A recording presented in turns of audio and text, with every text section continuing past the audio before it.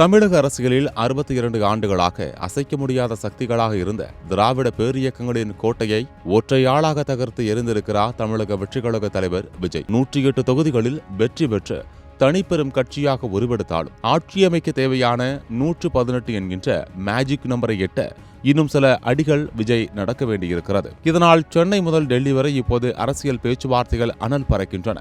தற்போதுள்ள நிலவரப்படி திருச்சி கிழக்கு தொகுதியை விஜய் ராஜினாமா செய்ய இருப்பதால் தாவேகவின் பலம் 107 குறையும்.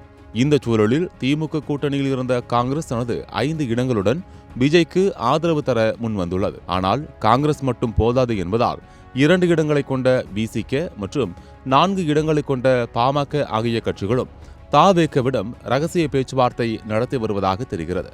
இந்த சிறிய கட்சிகளை ஒருங்கிணைத்தால் விஜயால் எளிதாக 118 இடங்களை தாண்டிவிட முடியும்.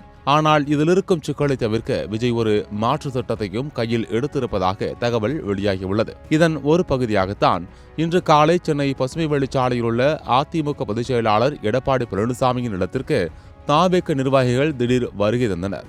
இந்த சந்திப்பு தமிழக அரசியலில் பெரும் அதிர்வலைகளை ஏற்படுத்தியுள்ளது. இது வெறும் பதவியேற்பு விழாவிற்கான அழைப்பு மட்டுமா, அல்லது 47 இடங்களை வைத்துள்ள அதிமுகவுடன் இணைந்து ஒரு மெகா கூட்டணியாக ஆட்சியமைக்க விஜய் திட்டமிட்டுள்ளாரா என்கின்ற கேள்வி எழுந்துள்ளது. ஒருவேளை அதிமுக ஆதரவளித்தால் எந்தவித முட்டுக்கட்டையுமின்றி விஜய் முதலமைச்சராக பொறுப்பேற்க முடியும். அதே சமயம் தங்களுக்கு துரோகம் செய்துவிட்டு காங்கிரஸ் கட்சியுடன் விஜய் கைகோர்ப்பதை முதுகில் குத்தும் செயல் என திமுக விமர்சித்து வருகிறது. இடதுசாரி கட்சிகளோ மே 8 வரை கால அவகாசம் கேட்டுள்ளன. ஆனால் அதற்குள்ளாகவே, அதாவது மே 7 முதலமைச்சராக பதவியேற்க விஜய் தீவிரமாக இருக்கிறார். பணபலம், அதிகார பலம் கொண்ட திராவிட கட்சிகளுக்கு மத்தியில் இந்த எண்கள் விளையாட்டில் விஜய் வெற்றி பெற்று கோட்டையில் கொடி ஏற்றுவாரா, அல்லது கடைசி நிமிடத்தில் கூட்டணி கணக்குகள் மாறுமா என்பதை ஒட்டுமொத்த தமிழகமும் எதிர்பார்த்து காத்து கொண்டிருக்கிறது.